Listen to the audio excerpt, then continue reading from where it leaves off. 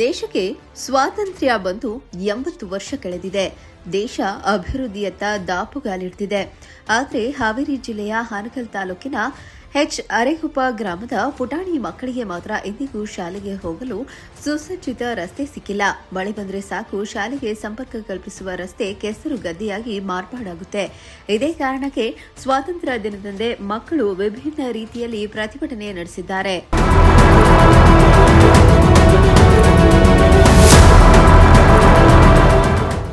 ಹೌದು, ಅರೆಗುಪ್ಪ ಗ್ರಾಮದ ಶಾಲೆ ಹಾಗೂ ಅಂಗನವಾಡಿಗೆ ಹೋಗುವ ಮಕ್ಕಳ ಸಂಕಷ್ಟ ಹೇಳುತ್ತಿರುವುದಾಗಿದೆ.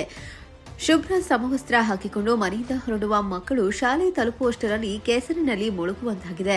ರಸ್ತೆಯಲ್ಲಿ ನಿತ್ಯ ಜಾರಿ ಬೀಳುವ ಪರಿಸ್ಥಿತಿ ಇದ್ದು, ಪುಸ್ತಕದ ಚೀಲ, ಸಮವಸ್ತ್ರ ಎಲ್ಲವೂ ಕೆಸರಾಗುತ್ತವೆ. ರಸ್ತೆ ದುರಸ್ತಿಯಿಂದ ಬೇಸತ್ತ ಗ್ರಾಮಸ್ಥರು ಹಾಗೂ ಪುಟಾಣಿ ಮಕ್ಕಳು ಸ್ವಾತಂತ್ರ್ಯ ದಿನದಂದೇ ಕೆಸರು ರಸ್ತೆಯಲ್ಲಿ ಭತ್ತದ ಸಸಿಗಳನ್ನು ನಾಟಿ ಮಾಡಿ ಪ್ರತಿಭಟನೆ ನಡೆಸಿದ್ದಾರೆ. ಲೋಕೇಶ್ ಸುಣಗಾರ್, ಪ್ರಜಾಶಕ್ತಿ ಟಿವಿ, ಹಾನಗಲ್.